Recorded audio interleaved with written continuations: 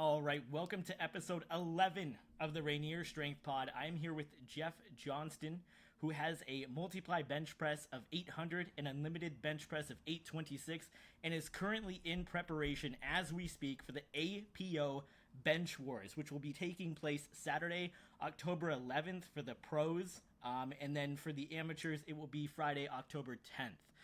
So Jeff is prepping for that. He has been competing since 1999, so we're looking at someone that is very tenured in the game, a lot of skin in the game, and prepping for the biggest bench meet of the year. Jeff, how are you doing? I'm doing great. Thank you.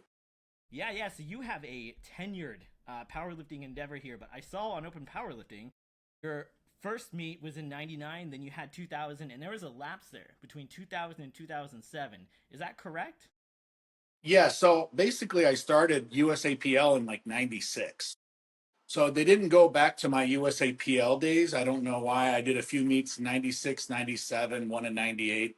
And then I believe that one is the state meet, which was in Michigan in 99, which was the APF, A8, no, APF, AAPF. Yeah. So from '02 to about '07, I was doing strongman competition and I was working nights at Ford Motor Company. Oh, okay. So the transition to strongman was there. So you obviously came back to powerlifting. What was it about it that made you come back from strongman? So I stopped working at Ford Motor Company. I believe it was January 1st of 2009. And so I'd already been training for about a year and a half on Sundays with a powerlifting group, which was an equipped powerlifting group in Howell, Michigan called Triple X Powerlifting, which had a sponsored lifter named Chip Tallman, who was sponsored by Inzer. And it was Chip Tallman, Bob Biersbach, and Jamie Caparoso and Joe Smolinski. Joe Smolinski had been so I think he started powerlifting and when he was around 44, so he was a little bit late to the game, Mm-hmm. but he was probably one of the most influential lifters that I lifted with and trained with him and Bob Biersbach and Chip. Joe actually was the one who brought back the WPC meets to Michigan. He held the Can-Am meet, which was a huge meet that had like Emma James, it had Jimmy Cole, it had a lot of lifters from Canada, Illinois, Tiger Singh, Tom Waldrip, a lot of multiply big lifters at the time came to that meet, and it was all held in Michigan. So thanks to Joe, we actually got, some really good big bench meets that were local instead of traveling all the time because, APF and AAPF nationals was Chicago and Florida and Vegas. And so a little harder when, single father trying to train, work, and, travel when you don't have that much money at that time. Just Yeah. leaving a job that I was making really good money and basically the plants are closing. You're going to have to take an early retirement and good luck. So Oh, yeah, it was a little difficult. yeah. And it looks like you made the transition to bench only here. And for people that are listening as well, he has a 725 multi squat. So, no Single ply beginner squat. Oh no, that's multiply. You're right. In a multi. Yeah, so 705 single ply squat. yep. So you're no stranger to full power, and you have some damn good No. full power numbers as well. What made you make that transition to bench only, and what was it about the bench press where you decided to pull the trigger on that? So I believe it was Roger Ryan. I was training with Rob Luendo a lot. I was traveling and doing a lot of meets with Rob Luendo and Roger Ryan and Tom Waldrip and MHP crew, Joe Mazza, Chris Delafave. So it was a great time in powerlifting back in like the 2010 era. And I was not a very good deadlifter. I really struggled in the deadlift, and my squat was decent, but my bench was way ahead of everything. And I believe that was because I was doing so much overhead work with, strongman and just obviously benching was my favorite, out of anything that I grew up doing, I just loved the bench press.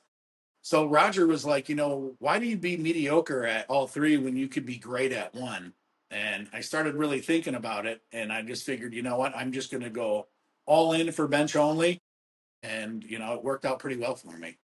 Yeah, and I love that the APO brought back the bench wars, because I remember seeing a lot of those meets back in the day with like Kennelly and Mendelson, going back and forth. Obviously, Gene Rishlack as well. Having like bench only meets, I always thought was so cool. So I think them bringing that back was awesome. Um, What's your prep been like for this for the bench wars coming up here? We're not too far out. Time's going by pretty quick. Yeah, so I did the F8 meet last year, which I thought was a phenomenal meet where it was single ply, multiply, and band. And then I end up doing the Olympia, which I had a great time. Luckily, I have some friends out there. Anthony Hobaika and his wife Mel are great people. I like absolutely love them.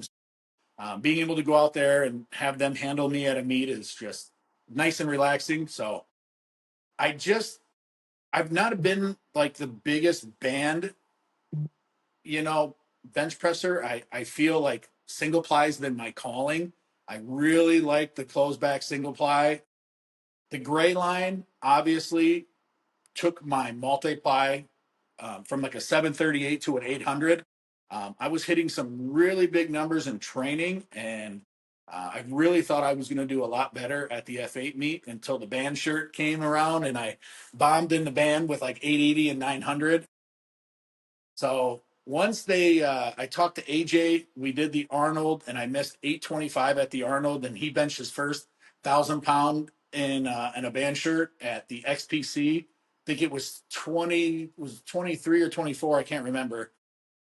I remember him talking like, yeah, I'm with the APO now, and we're going to try to get the WPO to have like a big bench meet. And I said, no matter what's going on, I want to be a part of this because, like you said, like I grew up going to the Arnold, which is maybe 4 hours away from, my hometown in Brighton, Michigan, which is just right outside of Ann Arbor and Lansing. And there was people that I grew up in Michigan powerlifting, like John Zeman, Clay Brandenburg, Chip Tallman. A lot of those guys competed in those big meets. And being someone from Michigan and loving the bench press, it was always like, I want to do this big meet, seeing the Canellis, seeing the Rob Luendos, Mazza, there's just so many, Mike Wolf, rest in peace, big Mike Wolf, big bad Wolf, just a phenomenal guy, Yep. just so many great benchers that I was able to come up and learn from.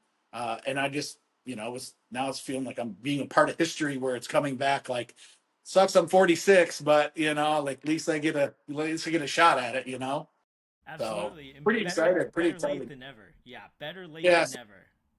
training's been very good because Rudy has got a new black line material. And this black line material is pretty gnarly. As you can see, these nice tiger stripes on my arms here. That's from 2 weeks ago. So this is a very, very strong material that pops really well. So I plan on opening in single ply and then maybe switching over to the gray line. So I've been doing a lot of single ply training, breaking in a shirt, finding out it was maybe a little too small. I like to wear my shirts very, very tight. I'm a little tighter than usual for most people. So me and Rudy have kind of put a plan together. I train out at Pride Barbell with Joe Fargo and Chris Toby, Chris Kutcha, Kendra Gallagher, and a bunch of great people out there. And they all lift in multiply, single ply, and band. So every Sunday is the big bench day. So a lot of the training is really just getting used to the very tight single ply material and breaking them in. Um, these shirts don't break in one day. I used to be able to break in a shirt maybe 1 or 2 sessions. These are taking a little bit longer, but training's going pretty well. I'm probably going to be close to opening close to or right around 700 pounds. And I've got my body weight down about 25 pounds. So I should be right around the 235 to 237s. I was competing in the 275 class at around 250 to 257. So kind of like juggling the weight cut with trying to keep the strength. I'm getting a little bit older, starting to look at like my health and trying to keep everything, lipids, blood panels, everything like that. I want to make sure everything I'm staying healthy. I've got a really good guy in my corner named Dr. Todd Lee. He's one of the best people I know when it comes to your health, hormones, training, biochemistry. You can find him on YouTube under Dr. Todd Lee, and he's just a wealth of knowledge. And I've known Todd for probably about 15 years, but just working with Todd and learning from him and learning all the different ways of trying to manipulate being leaner instead of just trying to be the biggest guy. At 6 foot tall, I have a little bit longer arm reach than a lot of the guys. I'm not like perfectly built for the bench press, so the stroke's a little bit different. And having a big stomach kind of helps that out. But once you start getting, in your late 40s and blood pressure and cholesterol and everything start mounting up, you start looking at things like, you know what, maybe I should start trying to drop some weight. I want to be in this in the long haul. I talk about retiring all the time, and I never do. I keep on finding a meet to do or two meets to do. So, yeah, training's been very well. I think we got like 6 weeks left, so I'm very excited. I'm hoping some more people join. I really want to see some of the band lifters come out and get in the poly, and even if it's single ply to open with and then jump in a multiply shirt, I think it'll be really fun for a lot of these guys to kind of get back to, poly, which, is very technical. I mean, I love the band shirts. They're a great tool. And people are doing some amazing weight. I think the technique learning curve is a little easier when you get into a really tight poly or a multiply shirt. Technique is, so much different between elbows out and tucking in at the last minute. And, I always listen to, like I still contact Rob Luendo from the time.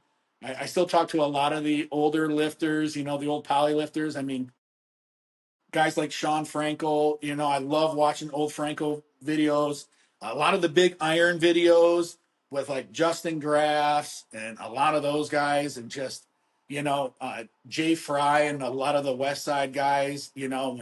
Jay was hitting huge weights at 181, and just kind of going through like the old YouTube videos and poly and seeing like, we've kind of got away with the internet of there's so much training out there. There's so many people teaching this way and that way and this way, but there was so much stuff that was around back, and I feel like the 2000s to 2010 that a lot of people have gotten away with, or maybe they've gotten too much into. Like, I'm a huge bar weight guy. I'm not a huge reverse band. I'm not a huge chain. I pretty much bench how I'm going to bench in a competition. Off season, I'll throw in some chains sometimes. Maybe I'll throw some bands, but I'm a big straight weight guy. Like, I know when I'm pressing in training, I'm going to press in a meet. I'm not doing 500 pounds of bar weight and 300 pounds of band tension and expecting to bench 800 pounds. I know that's, you know, not my cup of tea. Not saying it doesn't work, because obviously it works for a lot of people, and everybody's built different. Everybody trains different, and there's just so much stuff out there that, I think you got to take a little bit of everything and mix it in, and then you got to figure out what works for you, because what might work for me might not work for you or this person or that person. So, it's just nice with the internet now. Like, exercises and anything, I can just go on the net and say, okay, I have this going on. And then there's 4 hours of videos showing me how to properly, because 10, 15, 20 years ago, we didn't have any of this stuff. We had Powerlifting USA, and every month you got to see the workout of the month, the workout, and it was like, all right, this is what I'm going to follow. And it's, there wasn't a lot of powerlifting gyms, there was maybe two or three, and you had to drive 2 or 3 hours.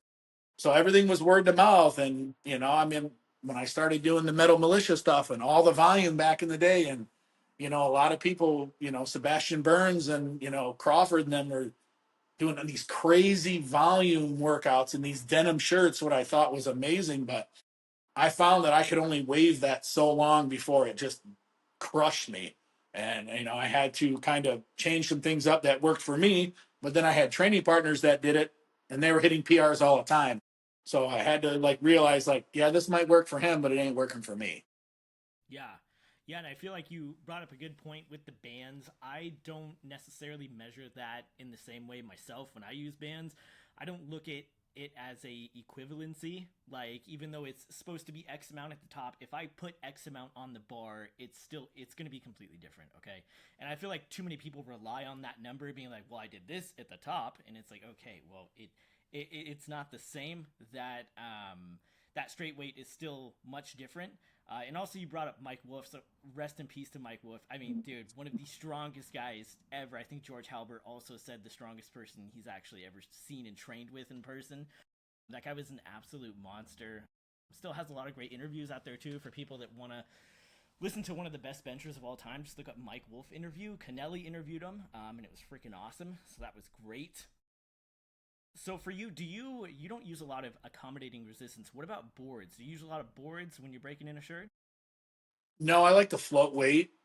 Once in a while I'll use boards just depending on, spotters and things of that nature. But I've started to incorporate them back a little bit. But if you see any of my training, you'll see me floating like the last, I think it was a week ago. I worked boards down and then I decided to float weight for reps, which I do once in a while. I don't post every single workout like religiously. I wish I did. I don't post accessory work. I don't like, I think I'm a little old school in that sense because I don't want people to see everything I'm doing. I don't coach people. I don't train clients.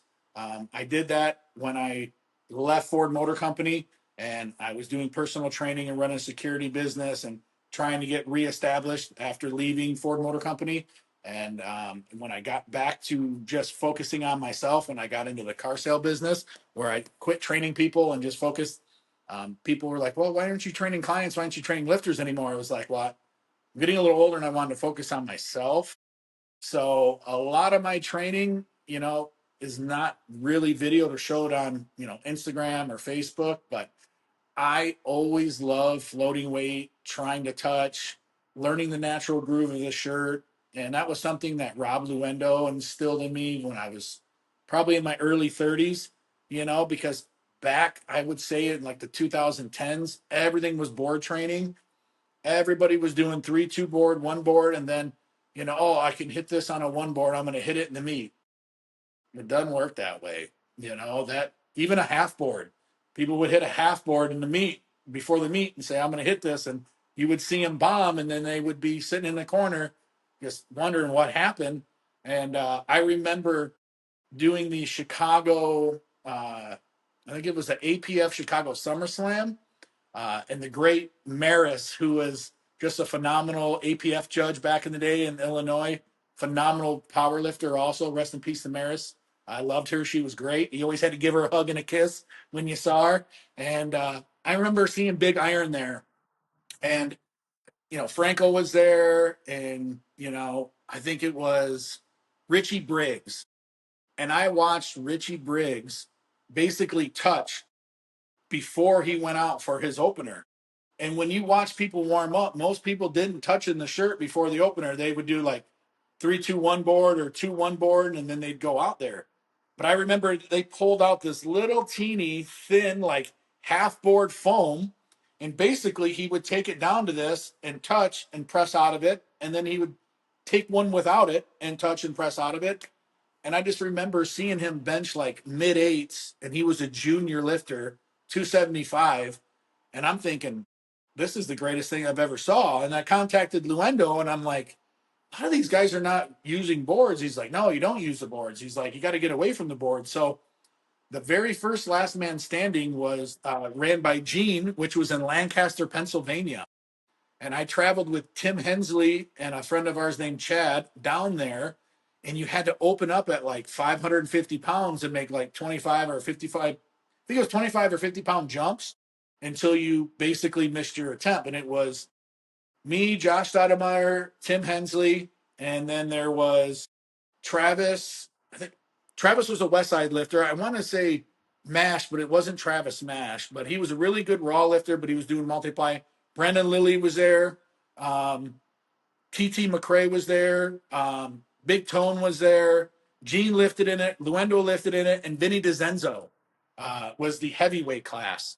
And I had to learn to touch really lightweight in a multiply shirt, but I also had to learn how to set the shirt properly because that shirt that I had to touch 550 and I had to use that same shirt to bench 700 in.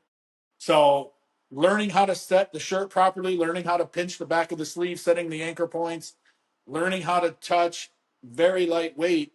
You couldn't use boards. You basically just learned to float. So I am a big believer in just letting the bar come down as far as it can till it locks up and pressing out, doing a few reps. Once in a while, I'll do sets of 5, sets of 8. I used to watch Barzine. Big Barzine used to do, sets of 10, sets of 20, just really, 5, 6, 7, 800 pounds. You'd watch him do reps in, and he ended up benching 1,000 pounds. So, something that Rudy and I talked about a lot. And, for equip benchers, that are not wearing band shirts, it really helps a lot. Really? So how does your training look by the week? How often are you getting in the shirt? Is that a weekly thing, bi-weekly? So I've been in the shirt weekly. I did not go in there today. I probably will go in next week, and then I will go all the way into about 2 weeks out, and then I'll probably take an opener 2 weeks out, and then the next week will just be fluff and buff, and a week out we'll just be doing band work, keeping blood in the muscle and recovering. So I'll take my openers 2 weeks out, but probably next week and the week after, and one more week, I'm going to start really pushing weight. I'll get back in the gray line. I'll start pushing close to 775, 800 pounds in the gray line. See where I'm at now. I was 250 something when I hit that 800-pound bench. So to hit it at 235, 232, I'm not really sure where I'm going to be. Depending on how I tighten the back of the strap and the size, I'm not going to have the stomach that I had. So I'm really just wanting to get into the mid sevens. That would be a nice PR for me at this body weight. And any PR at my age is a PR. I don't care if it's 2 pounds or 5 pounds or 50 pounds. My best at 242 was 738, and then I did 800 at 252 or 255. But I think I weighed like 244, which was really depressing because I was like, why don't I just lose 2 more pounds? And then I thought, what are you doing? This is the biggest meet. It's the F8 meet. It's $10,000. Like, no, you don't cut weight. You go in where you're at. And I bloated up and felt great. Everything went great, single ply, multiply. But yeah, I'm really just, I'm going to push the next couple of weeks, and then I'll start to kind of taper down, and basically it'll be all straight weight. Yeah, and I love that the concept of the F8 meet. I think they did an awesome job with that. It reminds me of the bench bash for cash that they used to do. I love seeing big money meets for equip lifting, and especially for the bench press. Overkill, also a freaking phenomenal company. I will say that personally for me, I've owned a decent amount of wrist wraps in the last 10 years. And until I ordered from Overkill, I apparently had no idea what a wrist wrap was actually supposed to do, because Overkill makes the best wrist wraps I have ever had in my entire life, which is why also I'll be going to the knee wraps as well. Right now I have Cerberus knee wraps that I've had for 9 years. They've held up pretty well, but I've been so impressed with the quality of the Overkill gear that I've also decided to invest in some knee wraps from them as well. Tell me about your relationship with Overkill, how that came to fruition. Um, I met Rudy through Rob Luendo again. And what it was is I was training with Chip Tallman and the Triple X powerlifting crew. And I was having some issues. Ginger was always great to Chip and always great, sending Chip shirts, and Chip would trade them. So I used to wear Brad Heck shirts. So Brad Heck was a really good big iron, 181 all-time world record. Him and Jay Fry battled for that, 181 all-time world record for a very long time. And I think Brad had the 165 too. But I was like 200 pounds, 205 pounds. Now I'm like a little over 6 foot. Brad Heck's probably like 5'6", 5'7". So the thickness of his shirts would fit me being as tall. So Chip would trade his shirts to Brad, and I would wear Brad's hand-me-down shirts, which did great. So when I started training, I was in a denim. I hit 500 pounds in a denim, and I learned from Chip to cut the back up, how to tuck it underneath, basically keeping your shoulders back, arching, putting your toes back. Completely, I don't do that anymore. I'm feet out. I don't put my feet behind my back anymore. I just can't. And so when I got with Rudy, I couldn't get Inzer to keep the shirts the same. I would order a shirt, and then it'd be like, okay, this is not the same. And I'd order another one, and this one would be different from that one. And I was like, okay, so I need something different. So I'd be like, hey, Rob, I need Inzer to make me the shirts like your cut, like the ones that everybody gets. And it was like the Luendo cut shirts, like reinforced seams, certain collar, certain scoop. He's like, no, I'm with Overkill now. I'm like, Overkill? He's like, yeah, it's a brand new company. Rudy Rosales out of, Naperville, Illinois. He's like, contact him. He'll make you a shirt. spend a little bit of money, but trust me, it's going to be the best shirt you ever made. So I contact Rudy and we started talking, and I told him, I was like, what would it take for you to sponsor me? And he's like, well, I only sponsor the best. I got Rob, I got Matt Manuth, I got Jose Garcia, I got Tim Patrick, I got Barzine, local guy here. So he's like, you're going to have to bench more than, 625, 650 pounds. And I was like, triple body weight? And he's like, no, you're going to have to bench 700 pounds. And I was like, make me a shirt and I will touch 700 pounds and bench it within 1 year. And he said, okay, at the Chicago APF Nationals. So it was the senior nationals. It's the biggest meet of the year back then for APF. And so Rudy made me the first shirt, and I touched in it really quick, and he couldn't believe it. And so I'd send him videos back in the day, and these videos are horrible too. I wish I had them because someone got my YouTube channel and has like 200 of my videos that I'll never be able to post from back in like the late 2000s and on. And I remember Rudy's like, how did you touch in that shirt? And I was like, it was easy. And he's like, it needs to be tighter then. And I said, well, yeah. And he's like, let me make you another one. So he made me another one. And then he's like, you touched in that really easy too. And I said, yeah, it needs to be tighter. And he goes, wow, you really like these shirts really tight. And I was like, yeah, I've been wearing a 46 double. He's like, but you're 200 and something pounds. I was like, yeah, but I'm used to wearing these super tight shirts. And he's like, okay, and so he made me a super tight shirt. And then it was like, okay, this is where I like, because if I felt like I could touch really easily in a multiply shirt, it was like I needed something to work with. If I could get down to like a one board and I would stall, it was like, okay, this is where I need to be. Now I need to get stronger, and now I need to build myself into the shirt, need to build my lockout, and now, this is what I want. And in that year, I benched 700 pounds, and Rudy sponsored me. And so I would travel to Rudy's and I would lift in his garage, and we would go in his basement and he would show me how he was making his shirts, how we would stretch chest plates. And, Rudy is just the greatest guy. He's been amazing to me and to all of his lifters. But people have to understand is that Overkill's Rudy's baby. Like, he does so much work. He does so much to get everything right. And I think people get upset because when he makes custom gear, it is custom to what you measure. And if you're dropping weight or getting too big, or if those measurements are not correct, the shirt or your suit or your briefs, something's going to be off. And I think in the past, he's got a lot of a negative because how long it takes to make a shirt, and it's like, if you want a stock shirt and you don't want to wait, go buy Titan, go buy Insert. Like, just go. Like, have them. There's plenty of people that are now doing alterations or doing this, doing that. Like, I don't let anyone alter my shirts because I wear, and you can ask Rudy this, I probably wear the tightest bench shirt he ever made for a bench lifter. And we laugh about it because he has to tune stuff down bench shirt wise. And so right now for this new equipment that he's making, we were looking at my chest plates, and like my old chest plates were like 7.24 and I'm in like a 7.92, which is the biggest chest plate, and it's a single ply shirt, and I'm 20 pounds smaller. So that should tell you how much stronger this material is. But if we didn't go through that, I would be stuck in a shirt that would be a 2-board shirt forever. So, Rudy is always, every week we're getting like, hey, how easy was this to touch? How did this feel? All right. Are you wearing it up in your armpit? How high are you wearing? Okay, this is how I like it. Well, I need you to pull it up. Like, Rudy, this is how I like to wear my shirt. And we'll go back and forth and we'll send videos. And like, he has just been such a great help for me.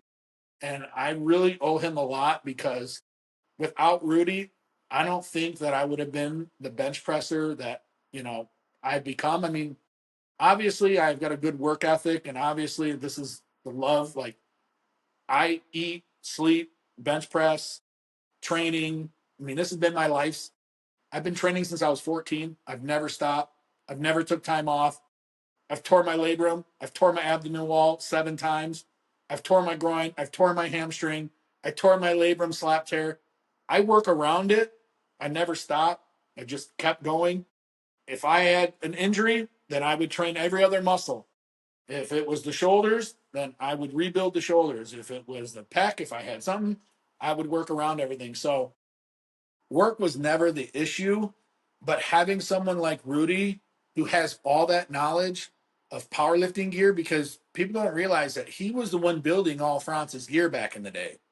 He was building the canvas suits, the TP1. I think was it the TP2000s or the TP1000s, the very old school wraps that a lot of the guys in the early 2000s wore.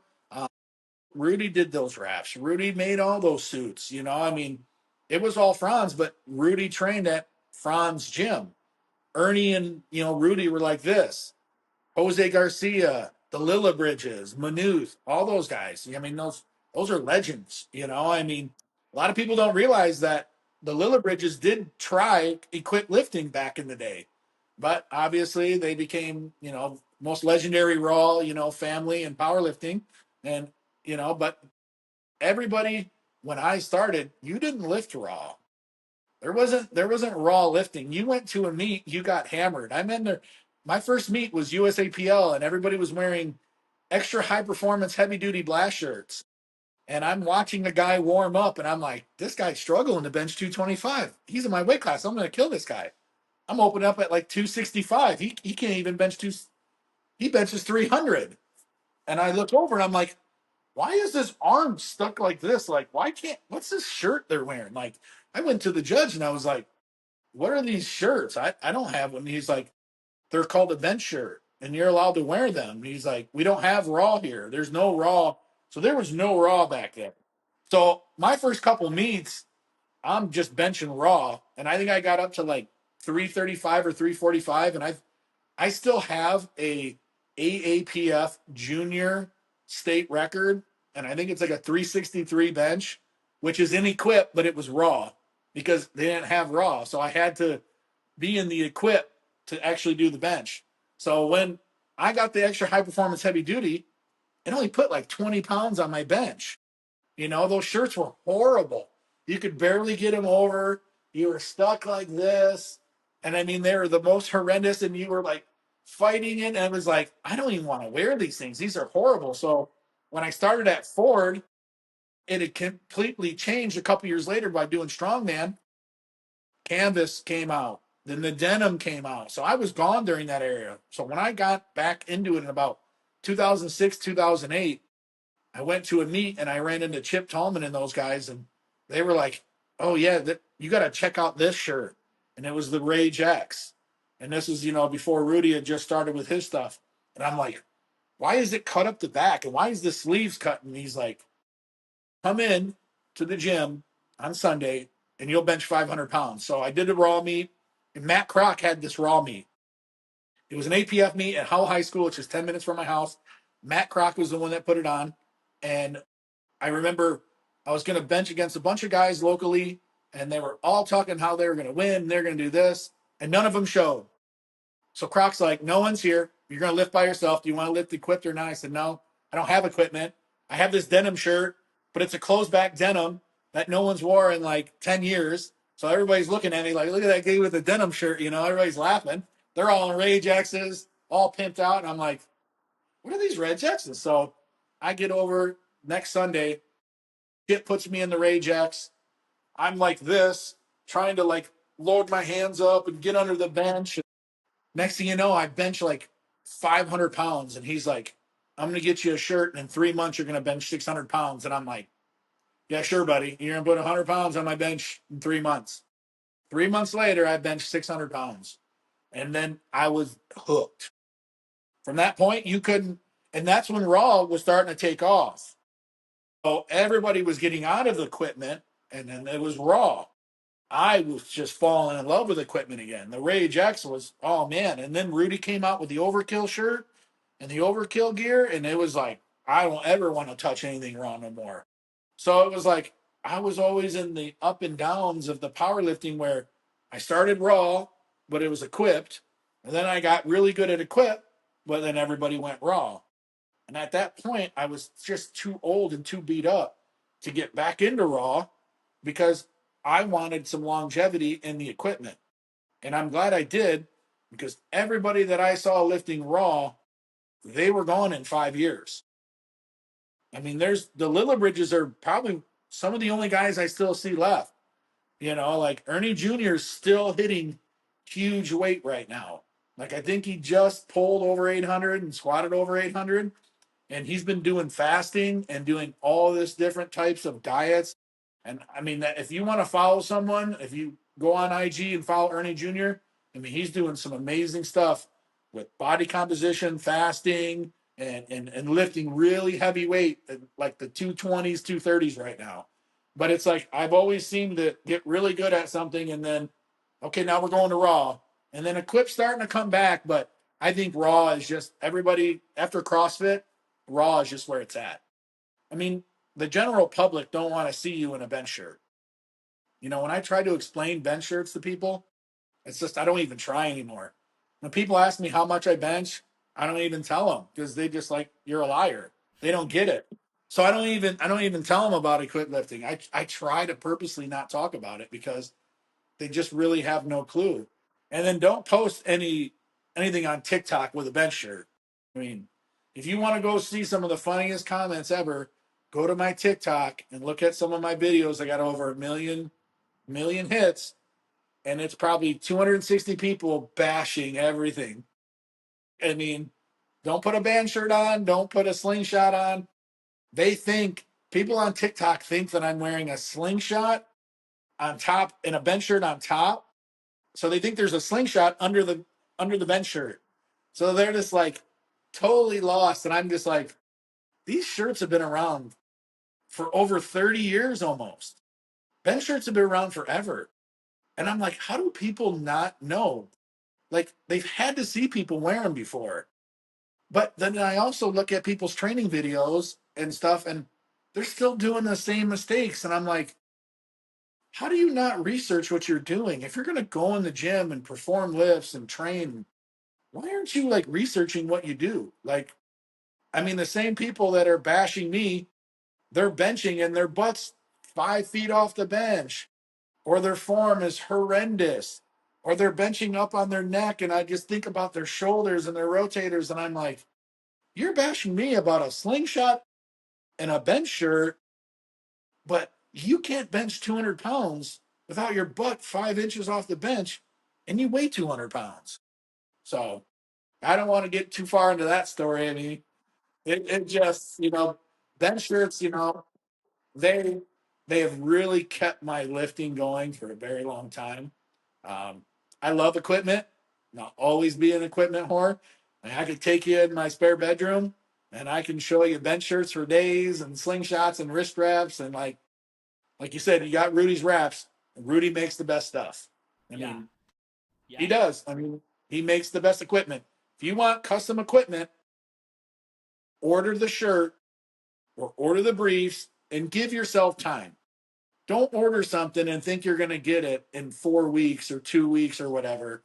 Don't plan a meet. Get the equipment, measure, stay the same body weight, stay the same everything if you can. I know it's hard, but by the time you get that equipment and you wear it and you break it in, it'll be the best thing that you've ever done. Because Yeah. I mean, I still wear some of his original single plies he made me, and I was hitting PRs in them. 6 years later, oh, I pull out a single ply. You know what? I'm gonna do this meet. Last thing I benched was 650, and then went through a couple injuries, built up. 6 years later, I hit a 50-pound PR. I benched 700, and then I benched 717, and then I just missed 740 single ply. I wasn't hitting that in multiply. And now I'm hitting it in single ply. And then he makes the gray line, and I did 738 in the old black line, and now I'm benching 800 pounds in the gray line. So, I mean, and I'm 10 years older, and I'm dealing with injuries, and I'm working 6 days a week, and I've got two teenage boys. And, I mean, it's different. It's not like I'm sitting at home training people and making money off powerlifting. I make no money off powerlifting. So I have to go to work. I have to learn how to train. I have to go on my breaks and train. I got to go to a Planet Fitness to do accessory work. When I do my heavy benches, I drive an hour there and an hour back because I got to have the right people and the right crew. I get lucky and I go down to Milford. It's like 20 minutes away on Sundays once in a while and trade with my old, coach and handler, Bob Biersbach, greatest guy. Typically in a lot of my videos, real tall German bald head guy, Bob. The guy's a crane.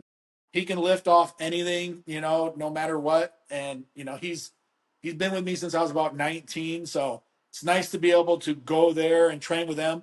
A lot of the people there train raw, and there's a couple of them that lift equip. But I tend to go back and forth, so I am lucky there. But to have to go to a Planet Fitness and do accessory work is probably the worst thing I could ever recommend anyone to do.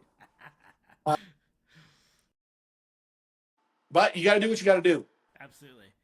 Yeah, and there's a lot of misinterpretations about equipment even to this day, which is crazy because the internet has a lot of information, but people just choose to use it for confirmation bias more than anything else. But it reminds me of a good quote. It goes, "If you get it, no explanation is needed. If you don't, no explanation will do." And it's like if you don't understand, if it's not your cup of tea, it's not going to be your thing, which is fine. And a lot of times, people it's like, well, don't interact with him and whatnot. I'm like, yeah, go fuck yourself, whatever. But for the strongman, do you think that some of your strongman movements translated to some of your powerlifting movements, as far as like maybe a log press, circus dumbbell press, Viking press, things of those natures? Do you think that helps with the bench press? Because I don't see a lot of people utilizing these tools. I have a log and a circus dumbbell in my garage, and I do log press a lot. I love it. And comparatively to the overhead press or push press with a barbell, it's night and day. I mean, it's completely different pressing off a log, and I think it helps a lot. What do you think? I think for tricep and shoulder strength, 100%.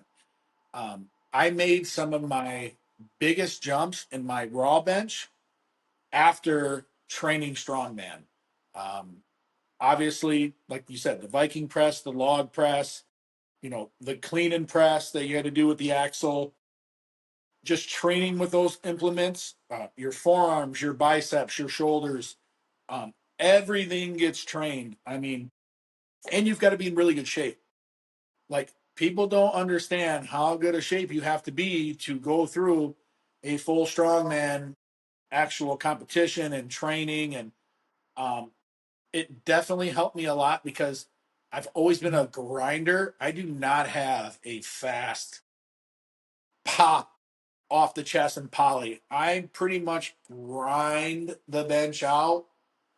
Um, but I felt like strongman helped me become more stronger in a way where when I get a weight moving, I can typically grind it out instead of a lot of people get a lot of pop and miss the top end. That's where I feel like a lot of the strongman training does help. Definitely on the top end of an equip bench, 100%. Yeah, and speaking of strongman, one of the largest brands in strongman is MHP, who you have a pretty good relationship with, sponsorship with. How did that come to fruition? Because I think that I have a lot of old Powerlifting USA magazines. They're fucking awesome. There's some great ads in there. I have an ad in here that has Donnie Thompson and Chuck Vogelpohl in the same ad for some supplement. And, I remember when I worked at GNC when I was like 18 to like, I don't know, 20. I remember, I mean, the supplement industry was huge. And during that time, we had the pro hormones were over the counter. You had the DMAA and the Jacked and the, USP Labs and all that kind of stuff, the Craze, all those insane pre-workouts. So how did your relationship with MHP start? So I started with Legal Gear, which was Eric Markowitz, which became LG Sciences. They started a lot of the pro hormones. So Eric was a very, very smart, intelligent man. When he saw the pro hormone market start, he made the first M1T. He made a lot of the first pro hormones. And so when I worked for Eric is when I left for Ford, and then I started doing vitamin shop demos. I had worked like you at GNC in high school, and I did 2 years store manager. I loved it. The Baranskis were the greatest people. I loved them. It was in my hometown in Brighton. And then when I started with LG, they started going into the natural supplements because the pro hormone banned. So basically, they had to completely switch everything. And Eric was very smart at making supplements a way ahead of his time. He had a system where he could teach people how to stack certain supplements because I never understood why they would put nitric oxide boosters with caffeine when one was supposed to open up and the other one kind of just crushes this whole process of. So if you're going to take an NO product, you would take that right before the gym, and then you would take your caffeine supplement like 45 minutes before. So the caffeine supplement would hit, and then he'd have me take my NO before the gym, and I'd have the best pumps of my life, and it worked great. But he was really big into pea protein when pea protein wasn't big, and he made it was called like lipoprotein, so it was like hydrolyzed peptide form, hydrolyzed whey isolate. It was pea protein, and it was like a nice blended protein that didn't really taste good, but it was really effective. So when I went to the Arnold, I had met Rob and everybody, and like Mazza, and I met the whole like, MHP crew, and I was like, this is what I want to do. This is the crew I want to be on, you know? And I got to meet a couple of the guys who were basically competing at the Arnold with me. And, Rob's like, we really would like to get you, a part of MHP because they know you have a huge supplement background. They know you've been doing demos. You would probably do the same thing. You just wouldn't have to travel as much. You would basically stay in like Michigan, Ohio, Illinois. And I said, that would be great because my kids are getting a little bit older. I had two boys and I was traveling for 5 years all over the United States for LG Sciences. And it was just time for me to be home. And I said, I would love to. And they're like, you got to win the Arnold. You got to do something big. So the XPC, I think it was 2012 or 2013, I won my class. It was like me and Matt Hauser.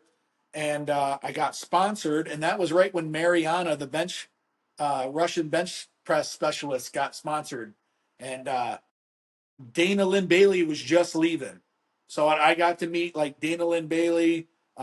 Franco was still there. Luendo was still there. Jeremy Hornstra, awesome raw bencher. Yeah. Mike Kurtz, yeah, close grip, just so much power. I learned so much from Jeremy. He's such a good dude.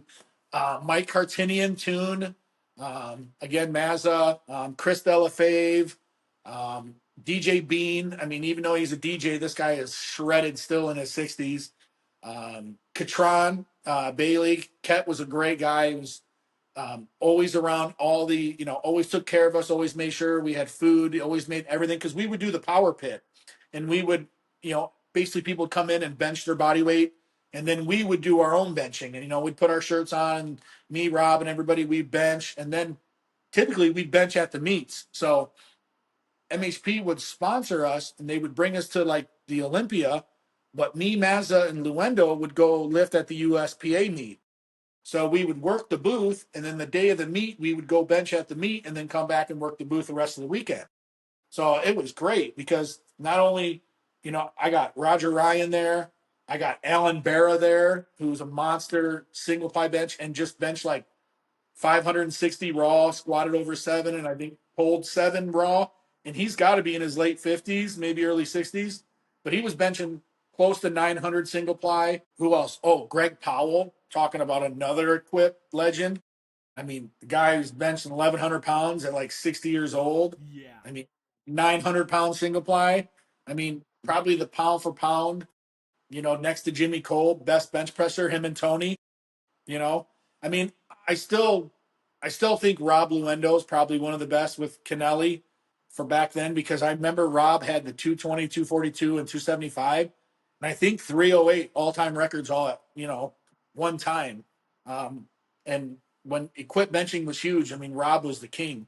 I watched him at all the WPO bench bashes, but just to be able to be a part of MHP, and then you got Thorvilson, you got Brian Shaw, you got Savickas, you got the strongmen there. Yep. Then I get to hang out with Kai Green, and then I get to see all the other bodybuilders because Muscle Meds was also MHP. That was the sister company. So Nick Trigilli, who's still really big these days, he does the bullshit in bodybuilding. I met him when he was in his prime. I met so many great people that weren't even professional lifters, just great all around people that just worked for the company. I mean, it like Muscle Meds was a family, MHP was a family, Big Vic, Yeah. Victor Martinez was amazing. I would go out to New Jersey and he'd take me to his Muscle Maker Grill and we'd go out and have dinner and I'd go to Diamond Gym. I mean, Yep. if you've ever been to Diamond Gym in New Jersey, you want to talk about a hardcore gym. I mean, Diamond Gym was it. Apollon Gym, where Dorian Yates used to come and train and hide. That's a beautiful gym. And so, like, I got to do all these great things. And it was like right at a time where I left Ford Motor Company because I was forced to take a buyout and retire. But I walked into the situation of like what I was dreaming. While I was working at Ford, I was dreaming of like, wouldn't it be cool to be able to travel with supplements and compete and be around all these professional bodybuilders and power lifters and do what they do and do what I love and be a part of it. Yeah. While every year I'm going to the Arnold and training to get to the Arnold and finally getting there and then winning and then being like, I'm a part of MHP. Like, I was the same thing. I was at GNC, 17 years old, selling track creatine and up your mass.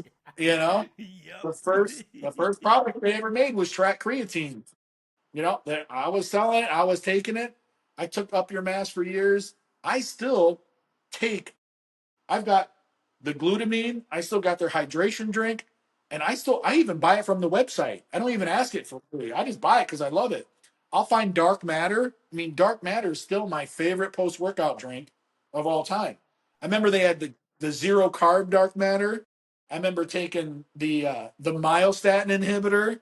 I mean, I've took pretty much every supplement MHP has. And one thing I always loved about MHP, transparency. They're always good at clinical testing, clinical study, transparency, and keeping it like I hated so many of these supplement companies because they would come one minute they'd have this popular supplement and they'd be gone the next. Like Jack and Craze. Yep. Amazing products, but you would adapt to them so fast. They would burn your CNS out because of the DMAA. You would start with one scoop, and next thing you'd be on 3 scoops, and then you would be like, "This stuff's not working anymore." And then once you started learning, like, "Oh my god, these receptors are binding to this," and now they're not going to work because, and then you were like, you became like this little like mini biochemist when you worked at GNC because you had all this knowledge, and you could read about every protein, and then I could read and learn the look on the back of the labels, and I could see how much pure protein was on the back of the label and how much was filler, and like what to look for when filler proteins, and it was like I think GNC was like probably one of my favorite jobs I ever had. And they're not doing well anymore, but I really like Vitamin Shop. I still shop at Vitamin Shop to this day. My buddy's got a supplement shop called Driven Supplements out in Westland area, which I know you've heard of the Trend Twins. So the Trend Twins, that's where I met them. They were living in Michigan at the time before they became the Trend Twins. And yeah, that's where I met Christian. Yeah, Christian was working for, Driven Supplements. And then next thing you know, he goes viral, him and his brother, and they become the Trend Twins. So it's like, I met so many great people, GNC, Vitamin Shop, Driven Supplements. Like, supplement industry has always been like a huge, big deal to me. I still follow up on all the new stuff. I mean, it's all Yep. just regurgitated stuff now. Yeah. Not Yeah. really. Same here. Not, Same here. yeah. Yeah, I worked for Vitamin Shop for probably like I was there for a minute, man. Probably close to 5 years. I was there. I worked for a company up here called Super Supplements. It was a Pacific Northwest like exclusive company, born and raised in the PNW, and then they got bought out by Vitamin Shop, and so I ended up working for them close to 5 years. Got up into management and stuff like that, but it really was not a bad job at all. I mean, so some things changed. I ended up getting a more long-term career stability, things like that. But I mean, keeping up on supplements is always been a passion of mine as well. I always like to know what I'm putting in my body, how I can optimize my performance in any way, even if it's like a fucking 1% increase, man. I don't care. I compete. I'm trying to be the best that I can, even if it's 1%. I'll fucking take it. I'll give it a try. You know what I mean? Yeah. But I remember back then, definitely a lot of Wild West. Before the FDA really came and cracked down, Gaspari had a lot of pro hormones, and then the amino spiking happened, and a lot of companies, including Gaspari, got hit with the amino spiking and false label claims. And it's like, oh man, it was just the supplement industry is crazy. Superdrol. Yep. Gaspari was the first one to come out with Superdrol. And Yep. I remember high school kids coming in 2 weeks later, 15 pounds heavier, and looking in their eyes. And I'm like, you got jaundice. Like, what are you doing? Like, how much are you taking this stuff? You need to stop, you know? Yeah. And I was one of those guys that I wouldn't sell pro hormones to anyone under 21. I just, I would Wow. always tell the younger kids, like, this is not for you. Do not do this. This is a road that you don't want to go to, because they didn't understand really what this stuff was doing. They just wanted the gains, it was Yep. all about the gains. And and they would get mad, and they would complain to my boss, and but he was really happy in the down, like in the end, because a lot of their parents would come and say, hey, I really appreciate Jeff not selling my son this product, because this kid went to this store over here, and now he's got all these liver issues standing up, and this is happening. And it was really wild west. I mean, Yeah. there was so much out there. I mean, there was designer pro hormones. There were so many companies, and I remember so many of them getting in trouble.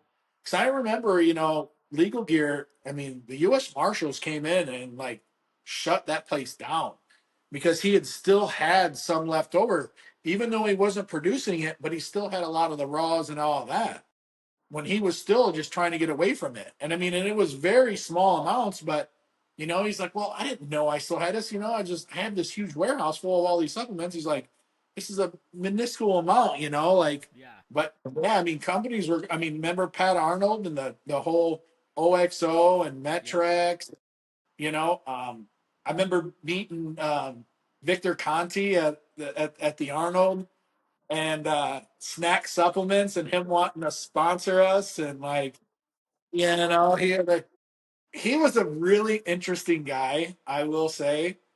He was smart, very smart, but people don't realize that Pat Arnold's the one that made that. He's the one that designed those, pro hormones, the clean and the clear, Yep. like, and that was all Metrex, 6OXO, Pat Arnold. I mean, he was just basically, I'd say, the middleman, and the guy who got to all the professional athletes. And but I just remember all that stuff. Like the amino spiking was really bad. That really hurt a lot of companies. That put a lot of people down, because did you ever go to the PEC? Yeah. The website that had all the information on it. It showed you who was spiking, who wasn't. It had the whole lab price Yeah, on there. Yeah. I Yep. remember that. And I went to the Orlando PEC, and it was I can't remember which resort it was at. It was like a whole weekend. And then it would have every supplement company there. And then it'd have every manager. And the manager would have a little, like, it was like something that they'd hang down, like a little lantern. And then like they'd have to like click, and you'd have to give them your spiel about your supplement. And they would go to each one, and you'd give them all the samples. And then Vitamin Shop would package it all up for them and send it to their house. And I thought that was so cool that Vitamin Shop would fly all the managers out, and like, everybody would hang around the pool, and we'd all go train together. And it was just this huge resort. And I remember going to that thinking, this is awesome. And that was how I got sponsored and started working for Vitamin Shop and doing the demos and everything through LG Sciences, because that was basically like, we're going to take you here. And if they like you, you're going to travel all over the United States. And I ended up doing like 500 and something demos for, Vitamin Shop over like a 4 or 5 year period. They'd have a huge poster.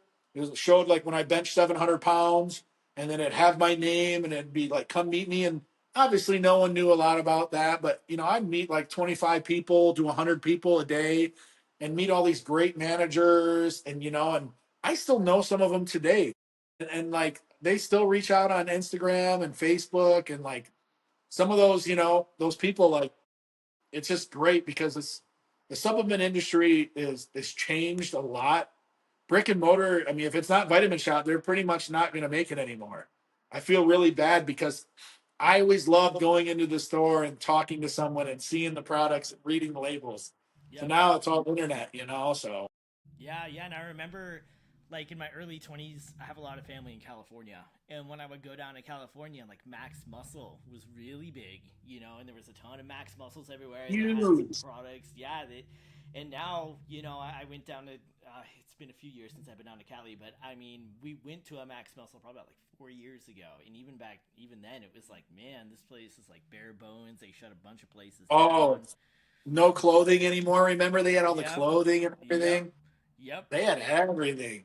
Yeah, and I love GNC the Max Muscle. the same way with GNC. Like I remember you couldn't go to a mall without there being a GNC inside there. Every single one.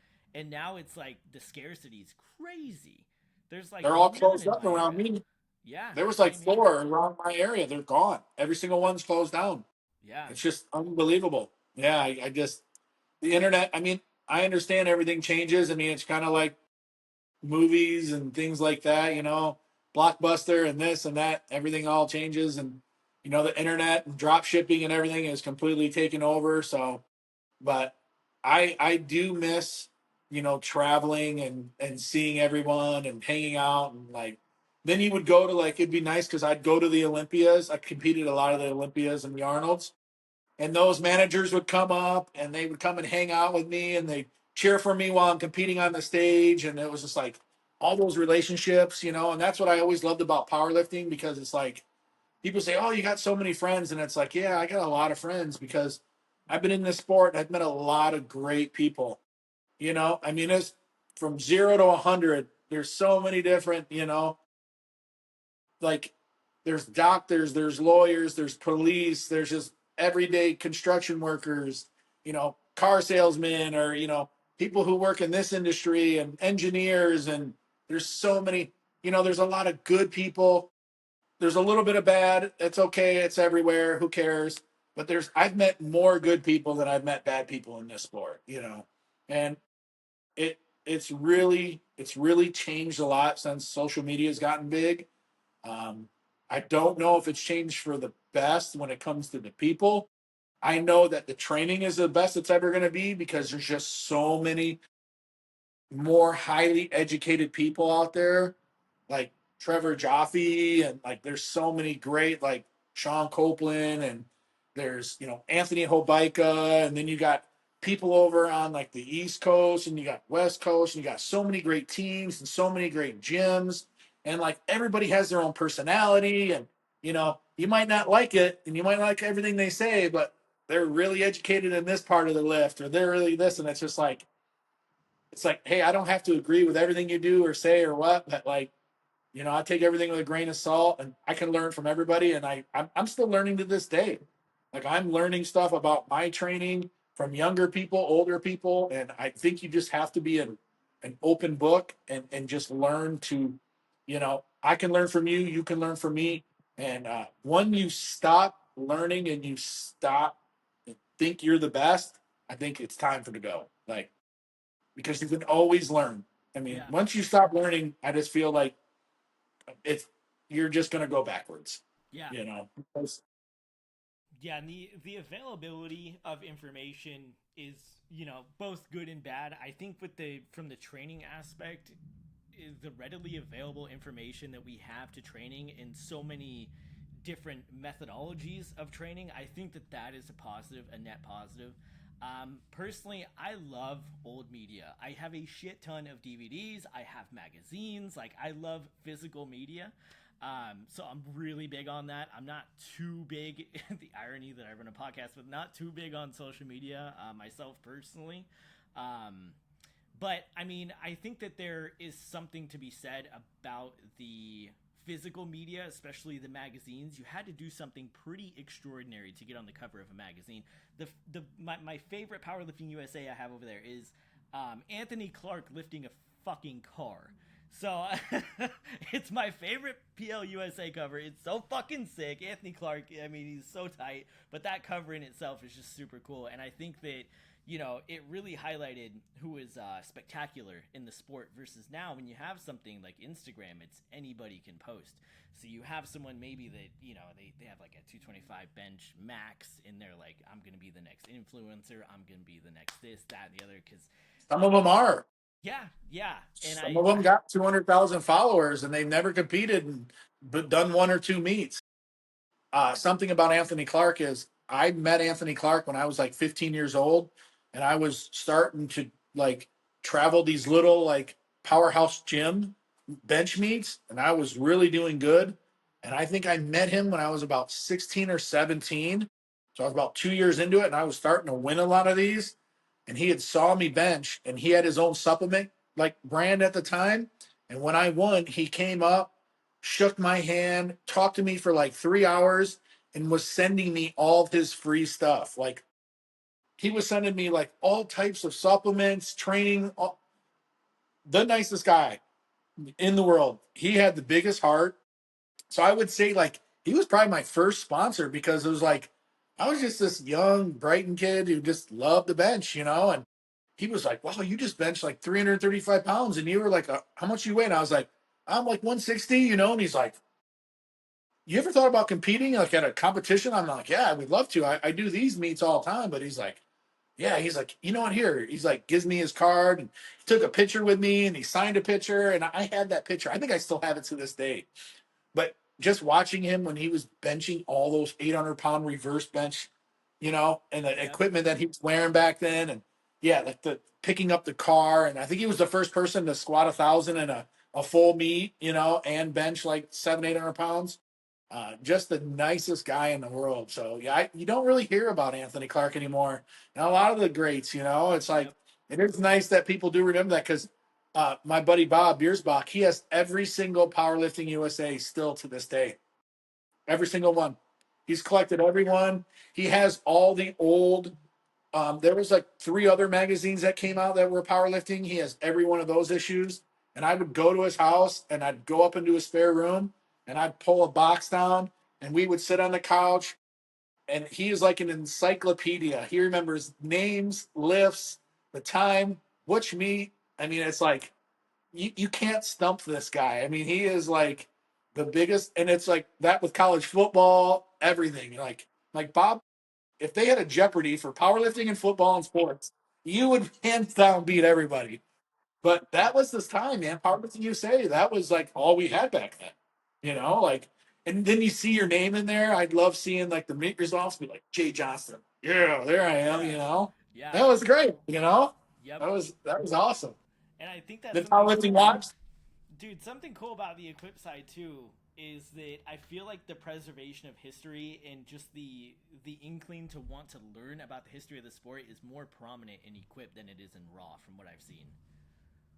Oh yeah, I remember every equipped lifter from the '90s, 2000s.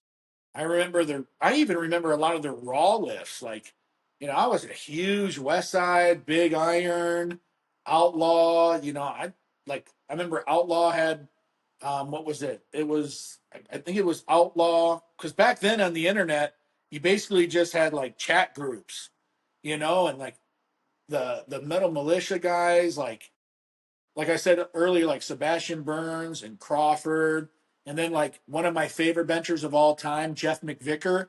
Like I follow Jeff McVicker on everything because I'm like, he's my size, he's benching 700 pounds, he's the same body weight. Like if that guy can do it, I can do it. And then I remember seeing him and I was like, this dude is a monster.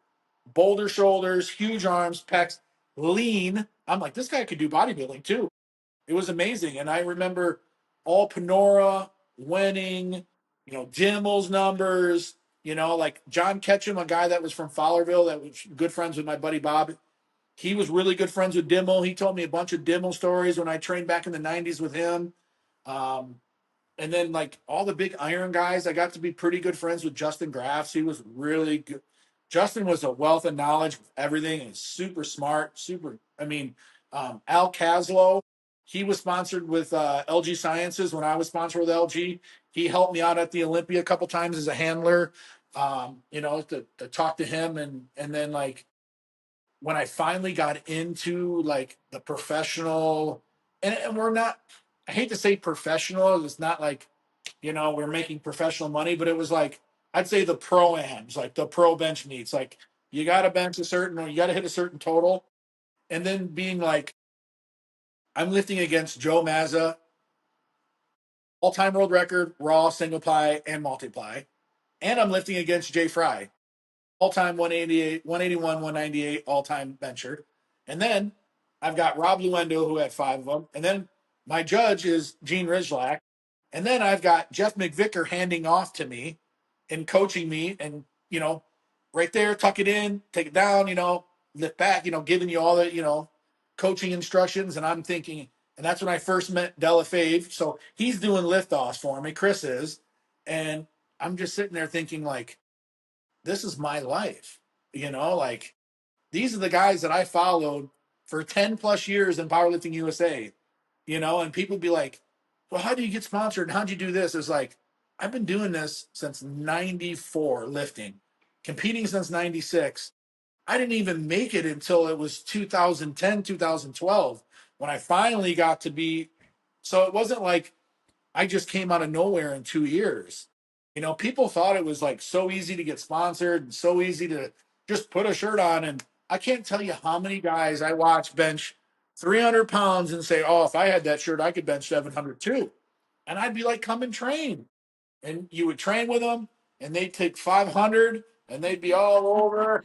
And it'd be like, they're like, no, they'd never come back. And I was like, I lived in a shirt. When I was younger, I lived in my shirt every Sunday. It didn't matter. I worked nights. I'd get out of work at 4:30 in the morning. I'd go home, sleep for 3 hours, wake up. I'd have pants on, bench shirt, belt, and wrist straps in hand. And I'd be in my jeans or my work clothes with my work shoes on, with a bench shirt on, in the corner training with the power lifters every Sunday, no matter what, And Yeah. it's not all the limelight that people think. It's not all like the stuff that you see now where like I got the cool gym shark, or I got this weight belt or this, it was like you didn't care, man. You just had a bunch of weights. You had a bar that could Texas Power Bar was all we had back then, and we had fours the bench. There was no face savers. There was no nothing. You had to make sure there was spotters there. You had 2x4 for boards. You were lucky if you had chains. You were lucky to have some jump stretch bands. And every Sunday you'd be there for 4 hours. They'd be like, "Why are you training for 4 hours?" Well, I got 8 people in the crew. We're all benching. We're all shirting up. And then that 8 would turn into 6, and then it turned into 4. And remember having 2 girls, Daryl and Dottie, who was like one of the most phenomenal drug-free female lifters I'd ever saw. Bench, squat, deadlift. She was benching like 400 pounds at like 19, 20 years old, 65 pounds. She was right behind Laura Phelps, like number 2 for a while in equip benching back when Laura was killing everybody, when she was really on top of her game. And she would be one side spot, and I'd have another lifter, Natalie Science, who was like benching close to 300 single ply at like 138 pounds, who had huge shoulders, could press 50-pound dumbbell shoulder press like it was her job. And she'd be the other side, and I'd be taking 800-pound benches with Bob in the middle. And I would post that stuff for open powerlifting, which back in the day was, what was the website? Powerlifting Watch. Remember Powerlifting Watch? So they would post a lot of my videos with those girls spotting. And the hate I would get, oh, if something happens, you're going to die. Like, do you think these, I had better success with these girls on the side? I would go to meets and have them, and I'd be like, I don't want these spotters spotting me. Well, you can't have the girls. I want the girls. It's on you then. It's on me. Trust me. And I would have my best lifts with those girls spotting me on the side because they were with me every Sunday. We trained every Sunday in a shirt. They knew exactly, and they would teach me too. They would talk everything down. 3, 2, 1, half board, belly up, back, back, back, all the commands you get in, equip benching.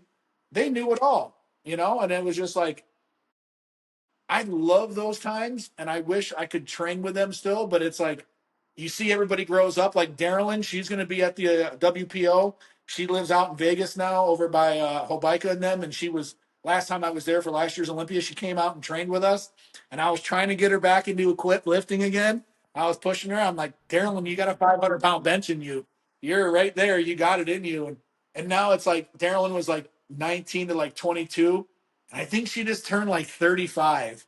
And I was like, you're like 35 now, Darylyn? I'm like, or she's got to be right around that age, but it just really made me sit there and thinking, like, I'm going to be 50 years old here. Like, this is crazy. But then there's tons of, like, look at Powell. Yeah. Powell's benching, he's benching in his 60s, Yeah. you know? So a lot of people, you don't have to be young to start the sport. Like, you can start in your 40s, you can start in your 50s. I mean, we've got women here in Michigan that are 80 years old deadlifting, that are, 70 years old doing full power, Yep. Squat, bench, and deadlift, like surviving cancer, coming back and getting stronger, having, I hate to say this, like addiction or alcohol. They needed something to get them out of it. They had back issues or knee issues, and, they wanted to get stronger, or they just, they went to the gym and saw a bunch of crazy people in the corner lifting heavy weights and like, hey, I want to do this. And now they can do it. So that's what I love about powerlifting too. You can be 8 years old or you can be 80 years old, but this sport, people will always cheer for you. There's not a lot of hate in this sport. Yeah. It's not like a bodybuilding show and you go to a bodybuilding show and you got these judges judging you on this. Like, you either get the weight or you don't. There's a lot of technical things of like your butt coming off the bench or not squatting deep enough or this or that. But it's not like because you weren't in good enough condition or you didn't pose right or your tan wasn't right. And then all the competitors, your competitor who you're going against is right there screaming at the top of his lungs for you to get that lift. Because all that does is make him push harder. And then it makes the next pushing harder. So that's the one thing I do love about powerlifting is that it is a huge family. And everybody pushes everybody. And everybody wants everybody to succeed. Yeah, and I've often said powerlifting is for everyone. It doesn't matter. Like it's for everyone, and there is no barrier to entry. So, which is also one of the things that I just think is so rad about the sport, among many things that are rad about this freaking sport. But also with your weight loss journey here, as people get older and age, longevity does become kind of at the forefront of your thought because you're not 25 anymore. You're not fucking just all fucking piss and vinegar ahead. Doesn't matter. I'm invincible. I was like that in my 20s for sure. I was pro wrestling and powerlifting at the same time. Eventually it caught up to me. But for the weight loss portion, how have you went about that? Was it something specific? Was it like a keto or a carnivore or something specific as far as dietary changes that were drastic? Or was it just adjusting kind of your macronutrients and energy expenditure? So I don't do keto. Okay. And I'm going to I'll try to make this as quick, but try to let you know a little bit of everything. So when I was hanging out with Rob and a lot of those guys from MHP, there was a gentleman that used to talk about carb backloading, and carb backloading was really huge for powerlifters. All right, it was like don't eat carbs until a certain point, and then you eat all these carbs and glycogen this and that, and a lot of the normal like people who are not in the sports or bodybuilding and powerlifting, they didn't understand it. And then like, oh, paleo is big. Oh, now it's keto. Oh, now it's the Mediterranean diet. Oh, now it's 40-20-40. And I always tell people you got to find out what works for you. Keto diets will help you lose a lot of weight. I was able to lose like 60 pounds in like, no, it was like more like 50, maybe 47, 50 pounds in like 6 months on a keto diet. But the strength also went too. Like I went from being a 650-pound single ply bencher to now I'm basically right under 600 pounds. And the only reason I did it is I tore my deltoid really bad. I tore the lower medial deltoid and I couldn't wear a bench shirt, so I trained raw. And then it was like, okay, my raw bench is great. I'm down to like 220. I've dieted pretty well. My raw bench is still around 440 at the time. And I'm like, I'm going to try to get back in the shirt. So I decided to cut down to 198 to break the all-time world record in the Submaster and I ended up breaking the Open and the Submaster.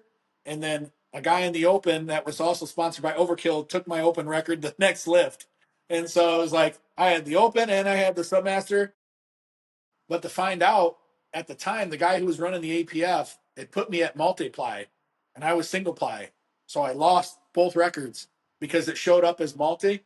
But I remember the judges had to check my equipment. And I had told them, get with the judges. They have to check your equipment when you break a world record that you're single ply, you're not multi, you're not hiding anything. And so I understood that I couldn't sustain that keto diet forever. Like my body does well with moderate to low fat. If I eat a lot of high fat, high carb, I have a lot of digestion issues. So, like the GNC thing comes in, digestive enzymes. Also, I have hereditary cholesterol issues from my dad's side, mom's side of the family. So, I have low HDL, but I have low LDL, but I have high triglycerides. But now, is that from not doing cardio? Is that from just the get huge diet, eat everything I can to get as big as I can? So when I decided that I was going to diet down for this competition, I really focused on timing my carbohydrates around training. So in the morning, I'm eating like egg whites and eggs. So I'm getting good dietary yolk and aminos and fats from the yolk, but I'm not eating 12 full eggs.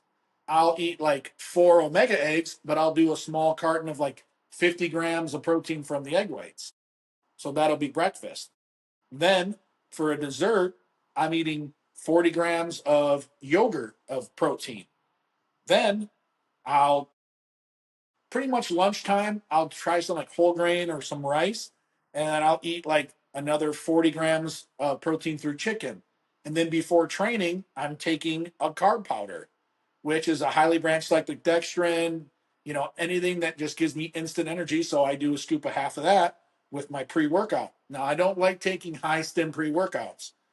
150, 175 milligrams of caffeine is good. I don't want nothing crazy. And then I drink EAAs while I'm training post workout.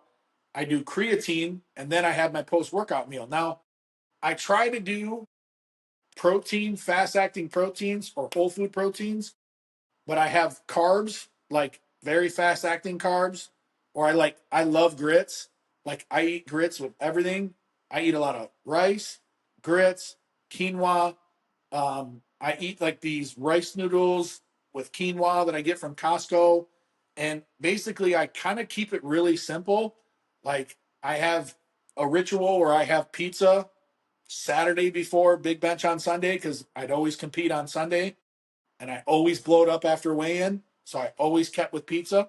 So I always know what I would get.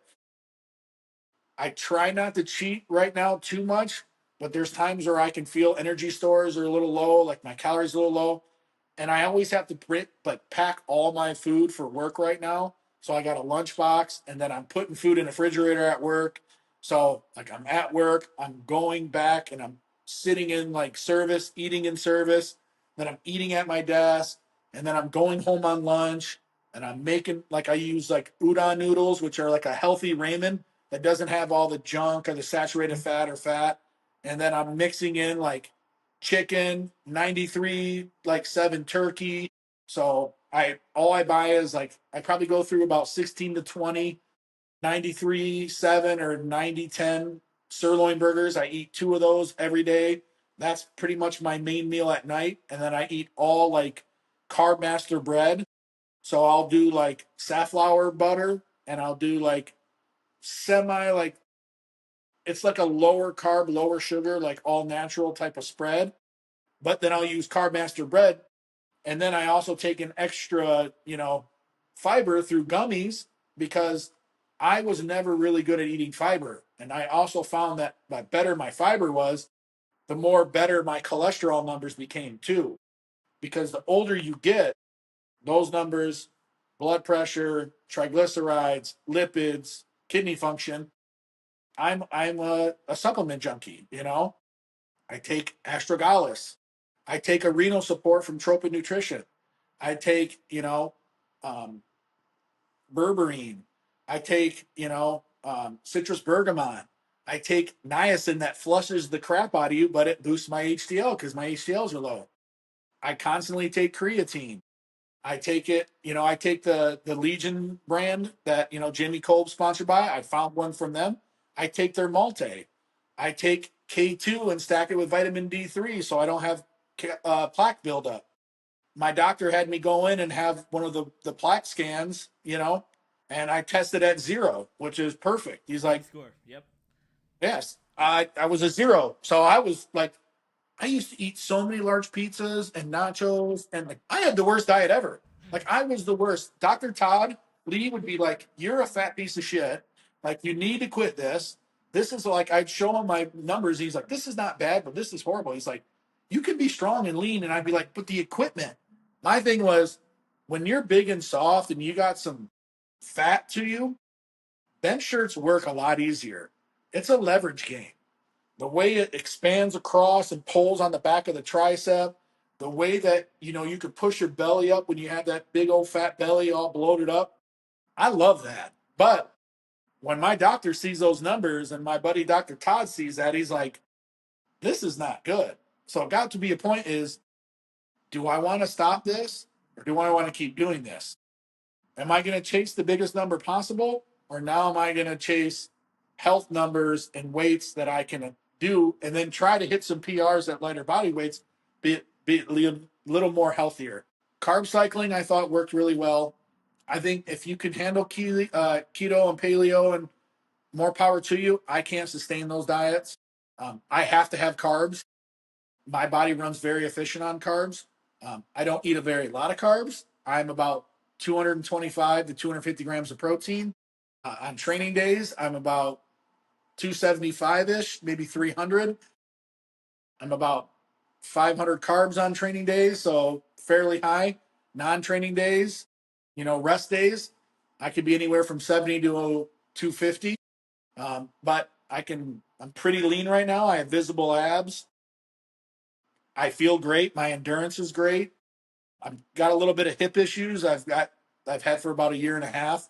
So it's like balancing injury and balancing weight loss, because the heavier I was put a lot of stress on my joints, which caused different injuries and ailments. And sitting in a chair all day and realizing that, okay, I'm starting to round. I need to start sitting up with the posture, buying the bow tie from Donnie, and sitting at home like this. And, people coming in and people look at like, why you wear that? It's because I sit at a computer a lot. I'm constantly sitting down. So obviously I've got to be able to keep my shoulders back. I've got to keep my posture right. So I look at everything like I try to make every aspect of my life focused to make me a better bench presser. Yep. Is that the best thing? For me, it is. Is it for everybody? No.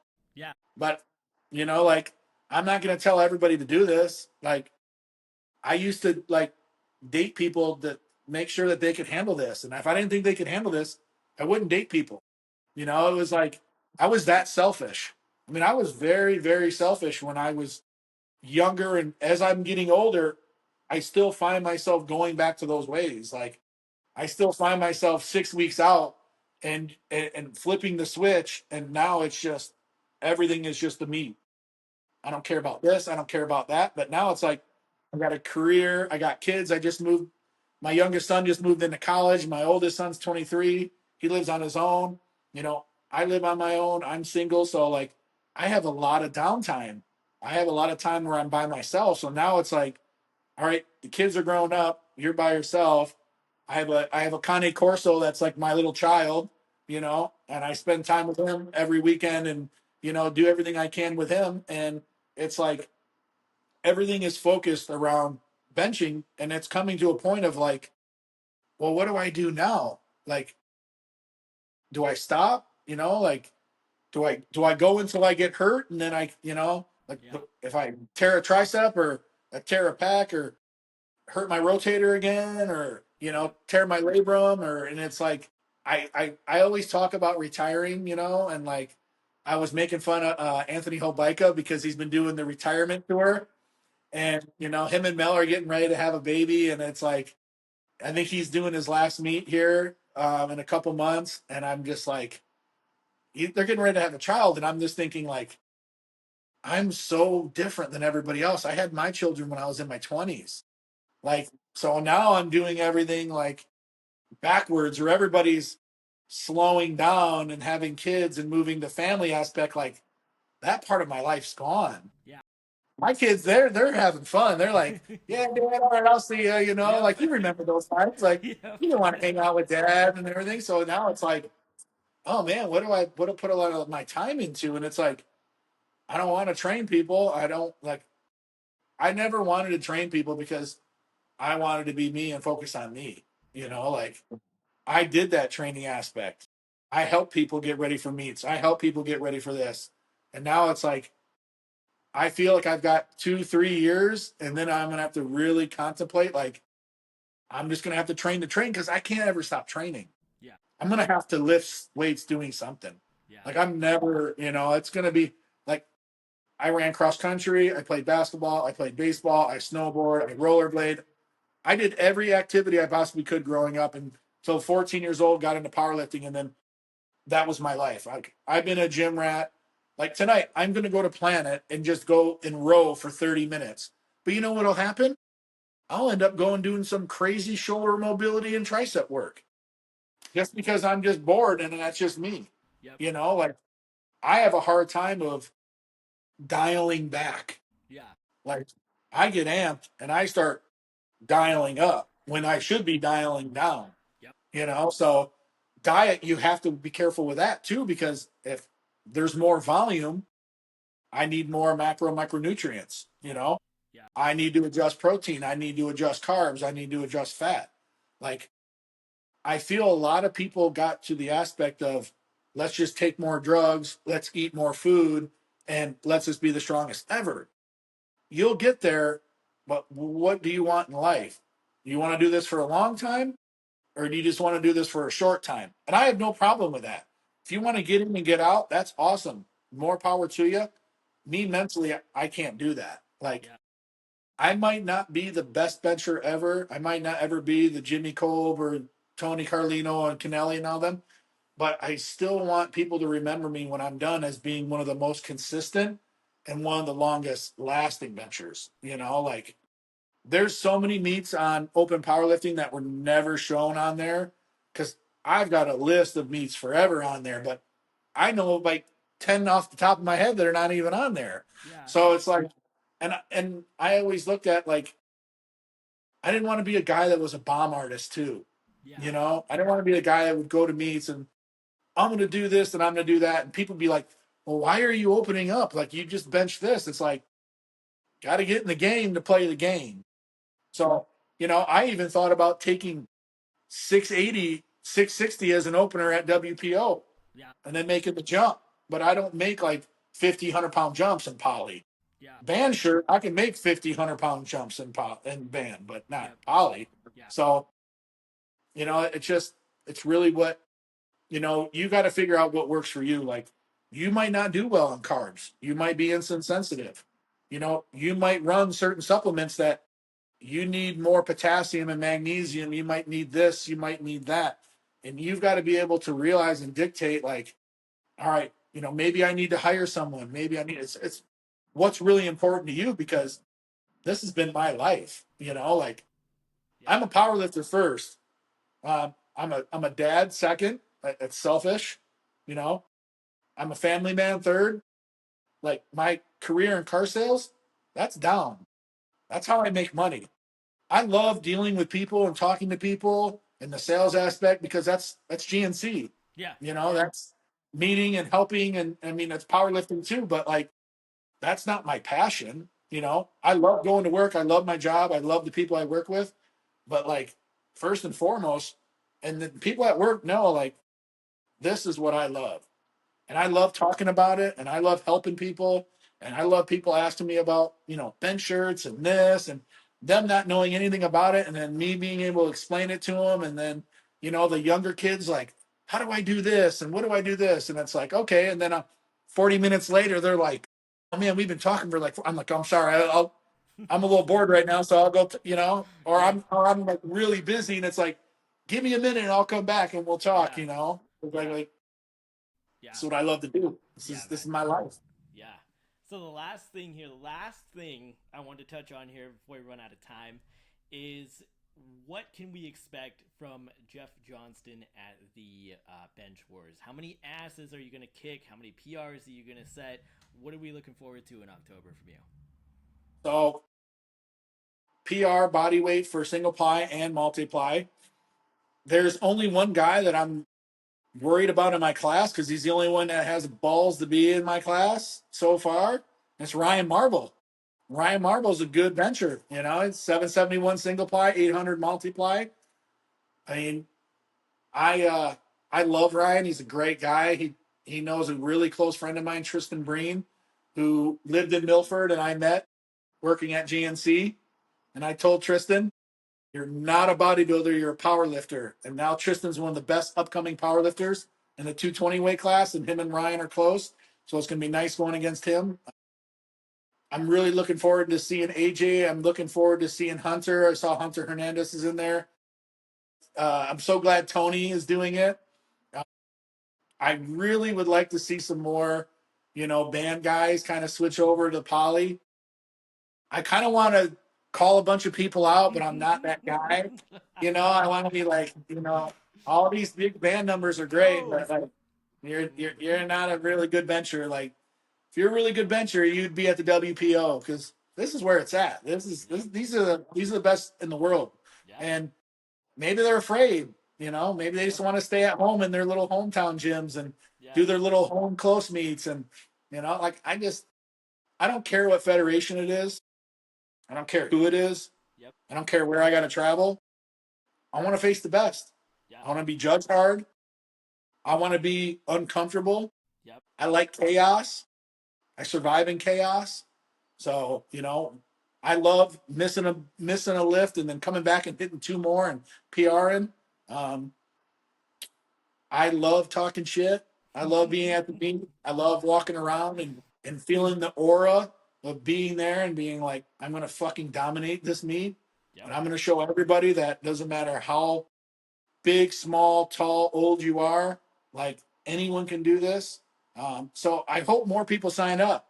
Yep. If you don't sign up, you're not a good bench presser. Yeah.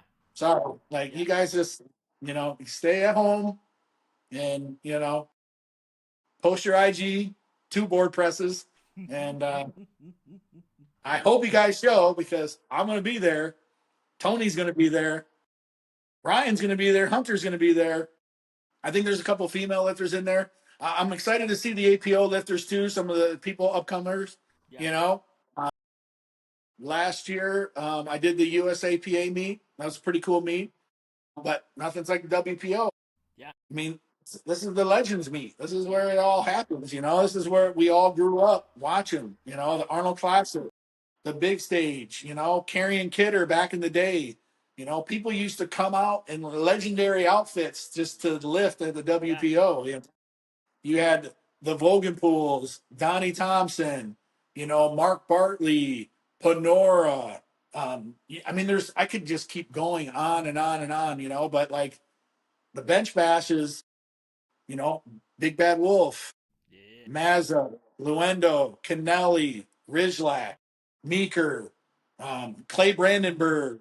I mean, there's so many more, like Tim Hensley. I mean, Yeah. there's so many benchers that I could, just wish that this meet could be something like that. So I really hope a lot of these guys get their head out of their ass and fucking do something Yeah. because like this should be a huge meet. Yeah. Should be a really huge meet. I think so too. So we definitely need some more participation in the meet.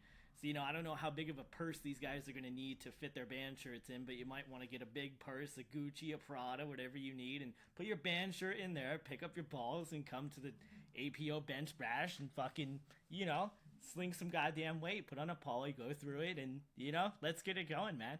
But Jeff, I appreciate your time, man. It's been wonderful. Thank you for joining me. I'll be following you along with Tony and a few other people as you guys prepare for the bench bash. So I'm expecting some pretty cool stuff from you guys. Appreciate it. Thank you very much. Absolutely, man. We'll talk. Sounds good.